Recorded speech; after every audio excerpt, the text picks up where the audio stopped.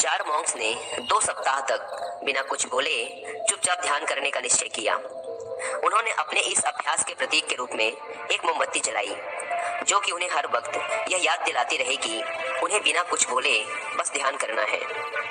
इसके बाद उन मॉन्क्स ने ध्यान करना शुरू किया। पहले दिन की रात होते होते मोमबत्ती टिमटिमाई और फिर बुझ गई।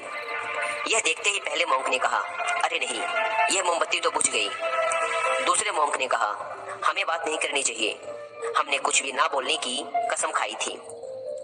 तीसरे मॉन्क ने कहा, तुम दोनों को बोलने की क्या जरूरत थी। चौथा मॉन्क हंसा और बोला, हा हा हा, मैं अकेला हूँ जिसने बात नहीं की। दोस्तों, उन सभी के बोलने के अपने अलग अलग कारण थे, लेकिन चारों में से प्रत्येक ने बिना कुछ सोचे तुरंत ही अपने विचार रख दिए। उनमें से किसी ने भी स्थिति को सुधारने का प्रयास नहीं किया। उसी आश्रम में उन चारों के अलावा एक बूढ़ा बुद्धिमान मॉन्क भी था।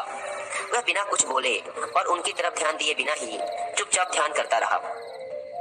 इस तरह से उस बुद्धिमान मॉन्क ने बिना एक शब्द बोले उन चारों को ही उनकी गलती का एहसास करा दिया, जो कि वो चारों बोलकर भी नहीं कर पाए। बिना सोचे समझे और जरूरत से अधिक बोलने पर हमें खुद ही लोगों के सामने शर्मिंदा होना पड़ता है। एक समझदार व्यक्ति कभी भी बिना मांगे किसी को सलाह नहीं देता, क्योंकि वह जानता है कि बिना मांगे दी गई सलाह का कोई मतलब नहीं होता और ना ही सामने वाला उस सलाह को मानता है।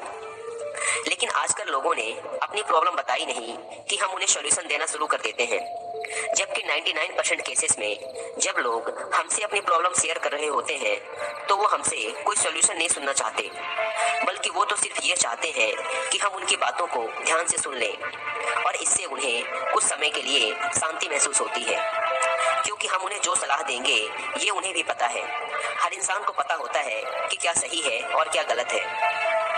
इसलिए जब अगली बार हमसे कोई अपनी प्रॉब्लम शेयर करे तो हम बस उसकी बातों को ध्यान से सुने, उसे सलाह देना ना शुरू कर दें जब तक कि उसने मांगी ना हो, क्योंकि सामने वाला इंसान बस हमसे इतना ही चाहता है कि हम उसकी बातों को ध्यान से सुने और समझें।